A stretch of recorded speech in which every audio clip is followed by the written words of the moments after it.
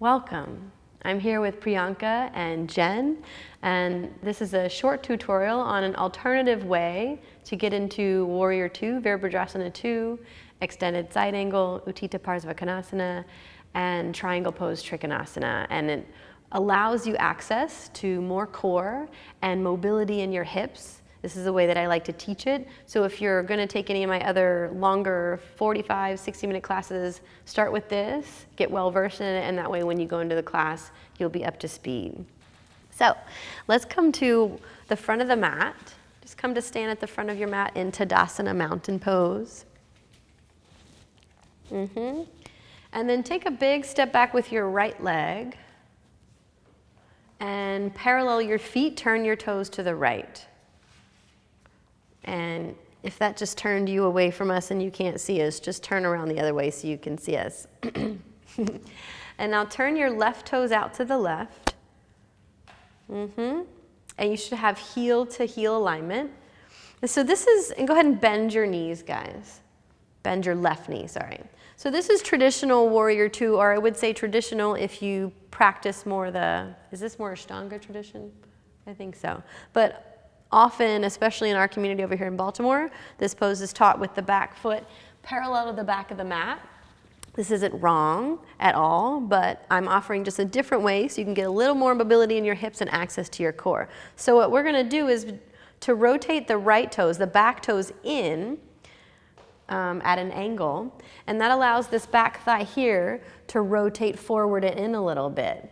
And then rather than trying to square these front hips directly open to the side, which is anatomically impossible, we're going to allow these back hips to rotate forward a little bit.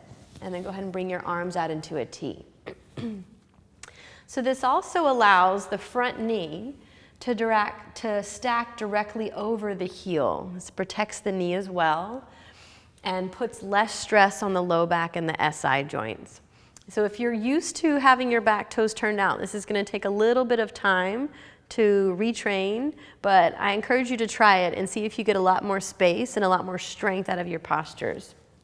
So as you come into your Warrior II, bend your right knee deeply and think of pushing straight down into the center of your left heel. And you should feel your gluteus maximus on the left side engaging strongly. That's the whole butt cheek. And then as you do that, sit down a little lower. And start to find from the stability in your legs. You're going to root down through your heels and then energetically squeeze your heels inward. From that stability, start to lengthen your tailbone down. And then draw your belly button up and in towards your ribs, kind of like you're zipping up your pants. And then find a little lift in your chest, like you're really proud. Good. Those are beautiful warriors, guys.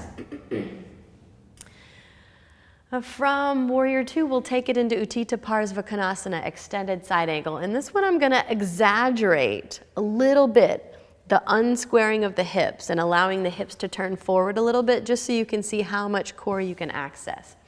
So start to reach forward halfway. And then from halfway, look down at your left thigh and start to twist your belly button until it points towards the inside of your left thigh. So you're really letting your hips turn forward a lot. Keep that, reach forward a little more, and then slide your forearm to the top of your thigh. Sweep your right arm straight forward. And look down for a moment. Keep allowing your belly button to turn towards the inside of your front thigh.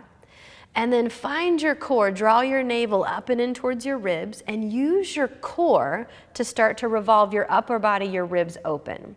So you're going to keep your hips turning forward a little bit and let the upper body turn open. That looks really great, Priyanka. And what you'll be able to find is that you'll get a lot more length along the side of your waist. And so if Priyanka, for example, wanted to come into the deeper version of extended side angle, she'd reach her left arm forward, reach forward a little more, look down at your left thigh, spin your belly button a little more towards your thigh, little more, so she can almost lay her whole side body along her thigh and then bring her fingertips down to a block or to the floor. Good. Right arm comes over the ear, palm facing down, and finding a long line. And so as the hip bones point forward towards the front right corner of your mat, the ribs still draw in and open, breathing. 3 more breaths. And 2, that looks great, Jen. And then root down, come all the way up. I know we held that forever. Good work. All right. Straighten your left leg. Good. So same thing with this triangle. First, take a look back at your foot. Notice if your toes migrated open a little bit. They often do. If so, turn your right toes in, your heel out. Stretch your arms out into a T. And then before we shift forward, root down through your feet, grow a little taller. Firm your navel in. And then start to shift your hips back and stretch your body halfway forward. And we'll do the same thing in this triangle. Go ahead and look down at your left thigh. Spin your belly button down until it points towards the inside of your left knee. And then float your left arm down and right arm up. And if you're not really sure what's going on, take a look in the video here and notice how much Jen's hips shifted as she came forwards. That's the big difference from the other traditional version done in triangle. So the hips are still drawing forward a little bit, but use your core, draw your navel in to start to spin the ribs open. We'll take 3 more breaths. And Priyanka, and I'm going to draw your left hip back a little more. And can you lengthen your left side waist here? There we go. 2. Good. Last breath. And then root down through your feet. Come all the way up. Good. Come to stand at the front of your mat. Thank you, ladies. Good work. Namaste.